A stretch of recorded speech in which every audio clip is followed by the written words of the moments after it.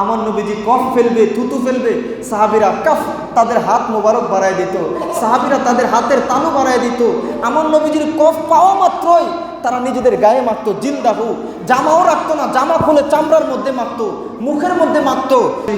যারা নাকি বুখারি বুখারি বলে বুখারী শরীফে আসেনি, আসহুল কুতুবি বাদা কিতাবিল্লাহি তাহতা সামাইয়া সহিহুল বুখারী, বলে কোরআনের পরে আল্লাহর জমিনে নীল আসমানের নিচে জমিনের উপরে সবচাইতে শ্রেষ্ঠ গ্রন্থ বুখারী শরীফ।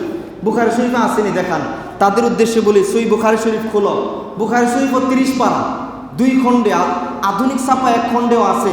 সেই বুখারী শরীফের 11 নম্বর পারা, কিতাবুশ শুরুত, অধ্যায়ের নাম শর্ত অধ্যায়, মূল কিতাব হাদিস নাম্বার 2651, আধুনিক ছাপা আন্তর্জাতিক নাম্বার হাদিস নাম্বার 2731, 2732।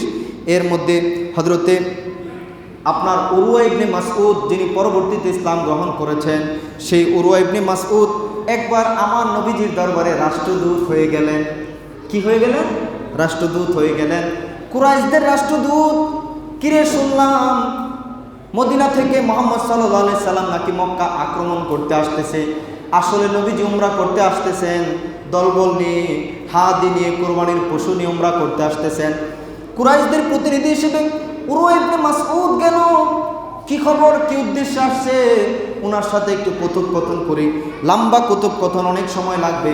আমি সংক্ষেপে একটা বিষয় বলি আপনাদেরকে, যে জিনিসটা বোঝাতে চাই। উনি আমার নবীজির সাহাবাদের কাজকর্মগুলো একটু লক্ষ্য করলেন। লক্ষ্য করে উনি এত পাগল পারা হয়ে গেলেন, উনি গিয়ে ওনার কওমকে বলতেছে, কুরাইশদের কাফির নেতাদের বলতেছে, আই কওম, ওয়াল্লাহি লাকাদ ওয়াফাততু আলাল মুলুক ওয়া ওয়াফাততু আলাল কাইসার ওয়া কিসরা ওয়ান নাজাসি ওয়াল্লাহি ইন রাআইতু মালিকুন কত্তু ইউআযজিমুহু আসহাবুহু মা ইউআযজিমু আসহাবু মুহাম্মাদিন সাল্লাল্লাহু আলাইহি সাল্লাম মুহাম্মাদান। হে দুনিয়ার মানুষ, হে আমার কওম, আমি জীবনে বহু বাদশার দরবারে গেছি। আমি কাইসারের দরবারে গেছি, কিসরার দরবারে গেছি, রুমে গেছি, পারস্যে গেছি, আমি নাজ্জাশির দরবারে গেছি। কিন্তু আল্লাহর কসম করে বলি, আমি ওই সত্তার কসম করে বলি যার হাতে আমার জান, আমি কোনো দিন এমন বাদশা দেখি নাই যেইভাবে মুহাম্মদ সাল্লাল্লাহু আলাইহি সাল্লামকে তার সঙ্গী সাথীরা সম্মান করে। কেন, কি হয়েছে? ইন তানাখামা নুখামাতান ইল্লা ওয়াকাত ফি কাফি রাজুলিন মিনহুম ফাদালাকা বিহা ওয়াজহাহু ওয়া জিলদাহু।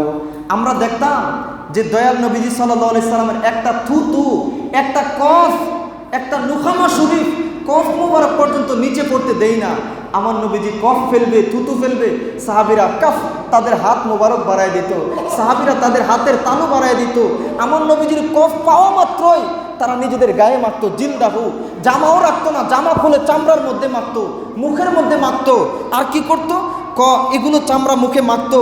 ওয়া ইদা আমারহুম ইবতাদারু আমরুহু, উনি কোনো আদেশ করা মাত্রই সাথে সাথে রোবটের মতো সঙ্গে সঙ্গে তারা তা পালন করতো। ওয়া ইদা তাওয়াদ্দা কাদু ইয়াক্তাতিলুনা আলা উজুহি, উনি যদি কখনো উজু করতো, উজু করলে একটু পানি বাকি আছে, এটা নেওয়ার জন্য এমনভাবে প্রতিযোগিতা শুরু করতো, দূর থেকে মনে হইতো যেন যুদ্ধ শুরু করে দিছে তারা, কার আগে কে পানিটা নিবে, খাবে। সুবহানাল্লাহি ওয়া বিহামদিহি। একই দৃশ্য দেখলাম, আমার দুঃখ লাগে, আফসোস লাগে। সেই রাতকানা রোগে আক্রান্ত যারা, তারা কি নবীর শানের এই হাদিসগুলো দেখে না? অথচ আমার নবীজি উজু মুবারক একদিন উজু করলেন, উজু করার পরে এক ছোট বাচ্চা সাহাবী আমার নবীজির সামনে দাঁড়ানো। আমার নবীজি কি করলেন? সেই বাচ্চা সাহাবী মাহমুদ ইবনে রবির মুখের মধ্যে একটু কুলি পানি ফেলে দিলেন।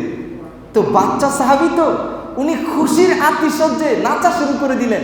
খুশিতে কি করবে? তো উমদাতুল কারি শরহে বুখারীতে আল্লামা বদরুদ্দিন আইনি রহমতুল্লাহ আলাইহি বলেন, আল্লাহর হাবিব দুজাহানের বাদশা নবী 5 বছর বয়সের সময় মাহমুদ ইবনে রবির মুখের মধ্যে এই কুলি করেছিলেন, একটু পানি দিয়েছিলেন। উনি 80 বছরের উপরে হায়াত পাইছিল, কিন্তু দুনিয়ার মানুষকে আল্লাহর কসম, ওনার চেহারার মধ্যে একটু বার্ধক্যের ছোঁয়াও লাগে না।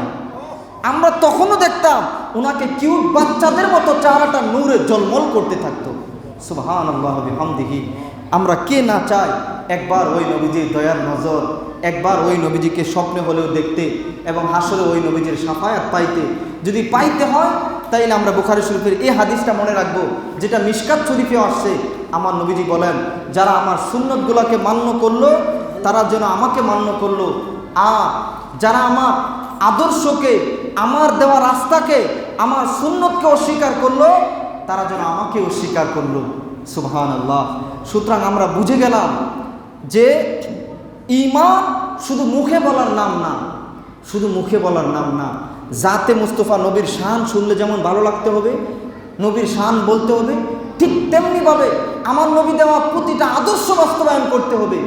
শুধুমাত্র মিষ্টি সুন্নতগুলো গ্রহণ করলে হবে না, যে খাওয়ার পরে মিষ্টি খাইলাম, মা বাবার হাতে কপালে চুমো খাইলাম, উস্তাদদেরকে আদব করলাম, এরপরে হচ্ছে আমার নবীজির সম্মান গাইলাম, হ্যাঁ, তারপরে মসজিদে তাবারক খাইলাম। এগুলোকে অ্যাঙ্কার করার সুযোগ নেই। সুন্নত তো সুন্নতই, এগুলোও মানতে হবে। সাথে সাথে প্রয়োজনে অন্যায়ের বিরুদ্ধে জিহাদ করতে গিয়ে জীবন দেওয়া লাগলে সবার আগে যাইতে হবে। তুমি না দাঁড়ালে, আমি না দাঁড়ালে কে দাঁড়াবে? তুমি আমি মিলেই তো দেশ। এজন্য অন্যায়ের প্রতিবাদ করাও সুন্নত। যে সমস্ত জায়গাগুলোতে আপনার শিরক হচ্ছে, আল্লাহ ছাড়া অন্য কারোর জন্য সিজদা হচ্ছে, নারী পুরুষের অবাধ মিলামিশা হচ্ছে, আমাদেরকে অন্যায় কাজগুলো রুখে দাঁড়ানো নবীর আদর্শ। আমার নবীজিকে অন্যায়কে প্রশ্রয় দিতেন। মনে রাখবেন, শুধু আমরু বিল মারুফ, মজার মজার সুন্নত বলা ঈমান না। আল্লাহর কসম, অবশ্যই অন্যায়ের প্রতিবাদ করাও ঈমান, অন্যায়ের প্রতিবাদ করাও ঈমান। এজন্য অন্যায়কে রুখে দিতে হবে এবং সৎ কাজের আদেশ দিতে হবে। এটাই হলো ঈমানের বহিঃপ্রকাশ।